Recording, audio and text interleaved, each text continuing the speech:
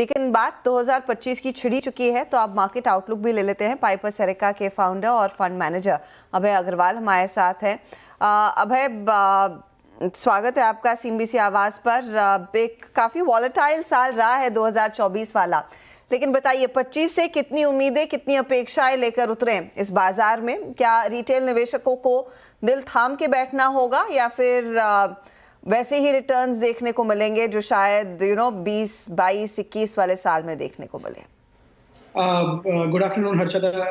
देखिए, जो कोविड के बाद की जो रैली हुई, उससे जो नए इन्वेस्टर्स आए मार्केट में और जो पहले भी थे, एक ऐसी एक्सपेक्टेशन बन गई कि ये जो मार्केट है ये तो हर थोड़े करेक्शन के बाद ऊपर ही जाएगा।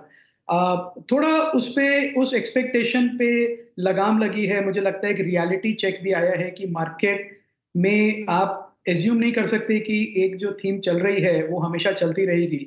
और जो अभी लास्ट सेगमेंट में जो डेटा मैं देख रहा था, पीएसयू स्टॉक्स का, डिफेंस स्टॉक्स का, एक अच्छा स्टार्क रिमाइंडर है इन्वेस्टर्स के लिए कि आप अच्छे स्टॉक्स लें, पर फिर भी एक वैल्यूएशन मैटर करता है और ट्रिगर्स मैटर करते हैं।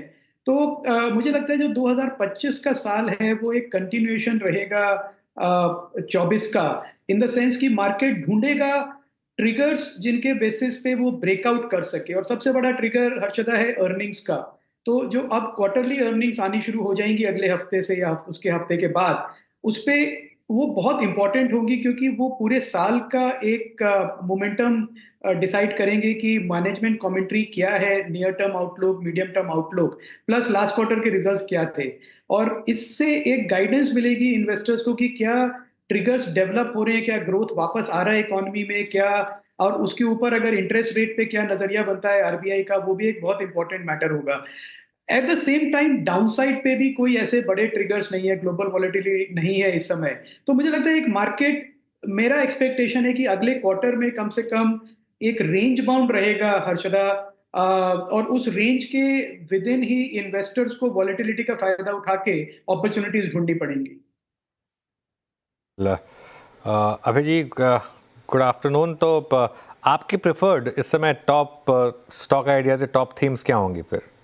गुड आफ्टरनून अनुज। अभी हमारा फोकस, जैसे हम काफी समय से कह रहे हैं, एक है फार्मास्यूटिकल का, और फार्मास्यूटिकल्स को मैं दो पार्ट में ब्रेक करूंगा अनुज। एक है जो एक्सपोर्टर्स हैं, जेनरिक एक्सपोर्टर्स हैं, बड़ी कंपनीज। अगेन डिस्क्लेमर, ये कोई मेरे बाय और सेल रिकमेंडेशंस नहीं है, पर हमारे मॉडल पोर्टफोलियो में हैं ये स्टॉक्स और वो पब्लिकली अवेलेबल भी हैं इन्वेस्टर्स के लिए। तो कंपनीज हैं जो CDMO plus export generic focus, दोनों एक काफी पॉजिटिव डिमांड एनवायरनमेंट में है अनुज। यूएस एफडीए भी इस समय काफी सपोर्टिव है इंडियन कंपनीज का। तो मुझे लगता है ये एक 2-3 साल का ट्रेंड है जो अच्छा प्ले आउट होगा। लार्ज कैप फार्मा कंपनीज जो एक्सपोर्ट करती हैं, और उसके साथ में एक छोटी mid cap small cap segment में इमर्जिंग अपॉर्चुनिटी है अनुज। वो है डोमेस्टिक सीडीएमओ प्लेयर्स, जैसे एकम्स है, विंडलास है, इनोवा कैप्टिव है, जो कि डोमेस्टिक कॉन्ट्रैक्ट मैन्युफैक्चरिंग करते हैं। और ये एक बड़ा सेगमेंट है जो अभी तक इतना इंपॉर्टेंस नहीं मिली थी, पर जैसे जैसे सरकार का फोकस है कि वो स्पूरियस ड्रग्स को, फेक ड्रग्स को निकाले सिस्टम से, तो ऑटोमेटिकली इसका पूरा फायदा होगा बड़े कॉन्ट्रैक्ट मैन्युफैक्चरर्स को। तो एक तो ये फार्मा सेगमेंट हमारे पोर्टफोलियो में ओवरवेट है इस समय। दूसरा, जो ईएमएस प्लेयर्स या एडवांस इलेक्ट्रॉनिक मैन्युफैक्चरर्स हैं, वो हमारे पोर्टफोलियो में इस समय ओवरवेट है। एम्बर, डिक्सन जैसी कंपनीज हैं। तीसरा जो सेगमेंट ओवरवेट है अनुज, वो है इंश्योरेंस का, लाइफ नॉन लाइफ दोनों। मुझे लगता है कि काफी एक टाइम वाइज साइडवे करेक्शन हुआ है इन स्टॉक्स में, अट्रैक्टिव वैल्यूएशन है। अगर हम देखें कि जो ग्रोथ अपॉर्चुनिटी अवेलेबल है, और इन कंपनीज ने काफी रेगुलेटरी और मार्केट हेडविंड्स फेस करी हैं पिछले 3-4 साल में, पर अब मॉडल अब एमर्ज हो रहा है, प्राइसिंग स्टेबलाइज हो रही है, आईआरडीआई के साथ एक रिलेशनशिप स्टैब्लिश हो रहा है। तो मुझे लगता है कि 2025 में इंश्योरेंस, फार्मा और एडवांस इलेक्ट्रॉनिक्स, ये जो 3 स्पेसेस हैं, हमारा एक्सपेक्टेशन है अनुज की ये आउट परफॉर्म करेंगे। अभय जी नमस्कार, वीरेंद्र बोल रहा हूँ। सर, आज ऑटो में बाइंग है, बट एक सीरियस बाइंग ऑटो में कब आ सकती है आपके मुताबिक? क्योंकि बहुत ओवरसोल्ड है ऑटो। और एक और चीज़, अब हमारे पास डिफरेंट क्लास हैं। I mean two wheeler passenger vehicle segment, और जहाँ तक कमर्शियल व्हीकल का सवाल है, क्योंकि कैपेक्स के नंबर्स काफ़ी कमज़ोर हैं, वहाँ पे आपका व्यू क्या होगा स्पेशली?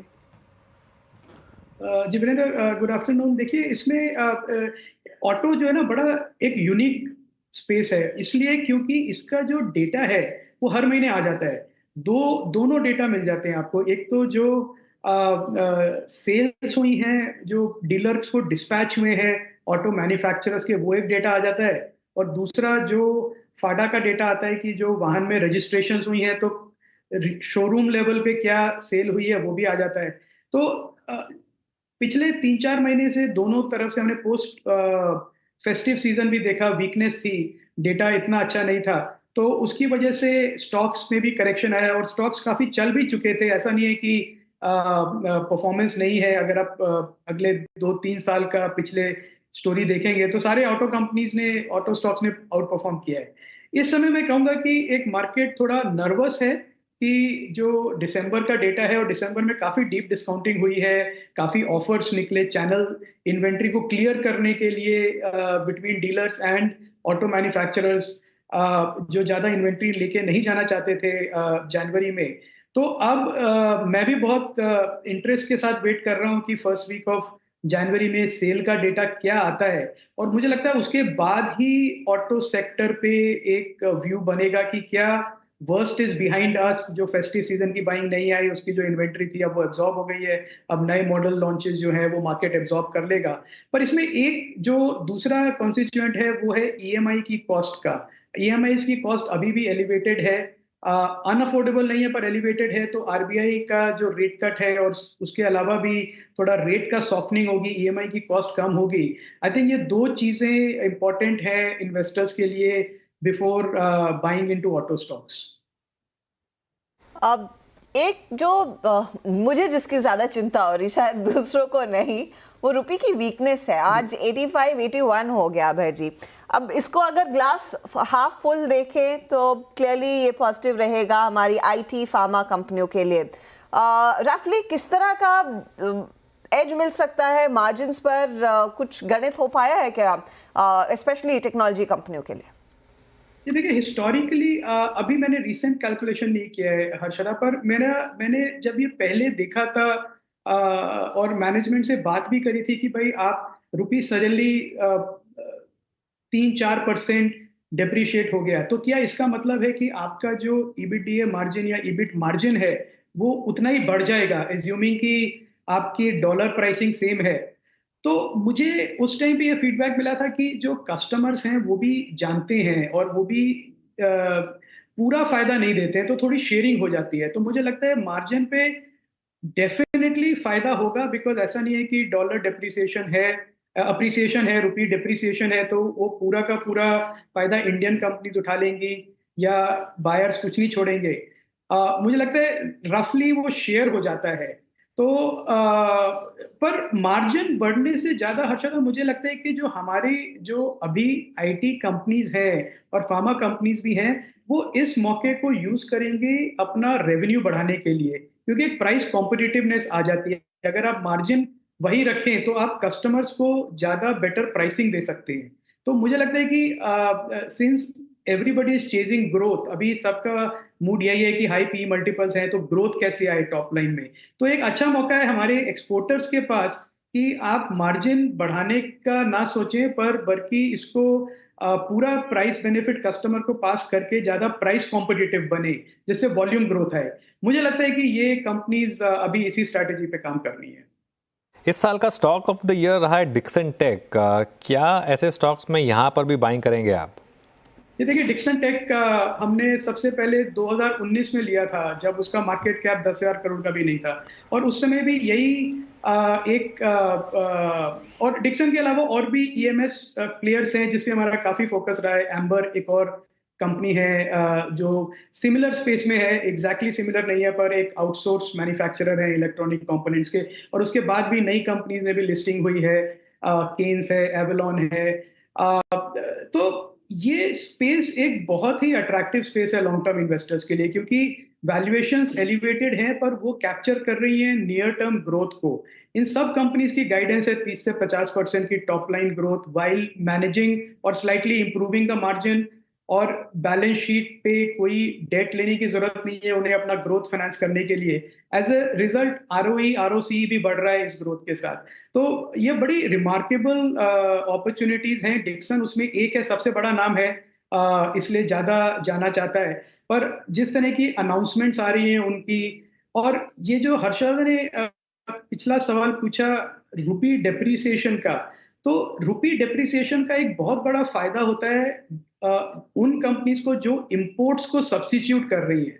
तो अगर आप डोमेस्टिक कॉस्ट स्ट्रक्चर से इंडिया में वही चीज बना लेंगे जो आपको इंपोर्ट करनी पड़ती थी, तो ऑटोमेटिकली वो एक कॉम्पिटिटिव प्राइसिंग और कॉम्पिटिटिव प्रोडक्ट हो जाता है। तो सारे ईएमएस प्लेयर्स को, डिक्सन तो है ही, पर उसके अलावा सारे जो कॉम्पिटिटिव ईएमएस प्लेयर्स हैं उनको बहुत फायदा होगा रुपी डेप्रिसिएशन का भी। अच्छा अभय जी, पीएसयूज में अब कोई बाइंग करी आप लोगों ने इस वक्त, या फिर कोई space, railway, defence, power, banks, क्या ऐड किया आप लोगों ने लोअर लेवल्स पे? डिफेंस में बहुत इंटरेस्ट है वीरेंद्र, पर अभी हम जल्दी नहीं कर रहे हैं क्योंकि मुझे लगता है ये जो करेक्शन हुआ है शायद थोड़ा और अपॉर्चुनिटी मिले। पर अगेन बहुत अच्छी ये लॉन्ग टर्म स्टोरीज हैं, बिकॉज डिफेंस में जितना हमने एनालिसिस किया है वो देखा कि इंडिया ने पिछले 20 साल में अंडर इन्वेस्ट किया है डिफेंस में, और इस समय एक बहुत अर्जेंसी है गवर्नमेंट में कि हम कैचअप करें, और उसकी वजह से ऑर्डर बुक्स भी सारे डिफेंस प्लेयर्स की, पीएसयू भी, और जो नॉन पीएसयू हैं जो कम्युनिकेशन या रेडार सिस्टम्स या ड्रोन्स ये सब प्रोवाइड कर रहे हैं, सैटेलाइट इमेजरी प्रोवाइड कर रहे हैं डिफेंस इंडस्ट्री को, वो भी काफी अट्रैक्टिव हैं। हमारा इंटरेस्ट है और वॉच लिस्ट पे है डिफेंस पीएसयूज। कब ऐड करेंगे वो मैं कह नहीं सकता, पर अगर थोड़ा और प्राइस करेक्शन मिला तो डेफिनेटली उसको देखेंगे। और सेम गोज फॉर रेलवेज। मुझे लगता है रेलवेज भी और डिफेंस ये दोनों बहुत बड़े स्पेसेस हैं। प्राइस करेक्शन की वजह से इन्वेस्टर्स का थोड़ा इंटरेस्ट गया है, पर आई थिंक वो अच्छा अपॉर्चुनिटी भी है एक अंदर। कार्यक्रम में शामिल हुए और सभी सेक्टर्स पे अपनी राय रखी आपने, और सप्ताहांत की शुभकामनाएं। और मेरे ख्याल से जब तक आपसे अगली मुलाकात बात होगी शायद नव वर्ष का प्रारंभ हो जाएगा, तो नव वर्ष की भी अग्रिम शुभकामनाएं आपको भी, आपके सारे दर्शकों को भी।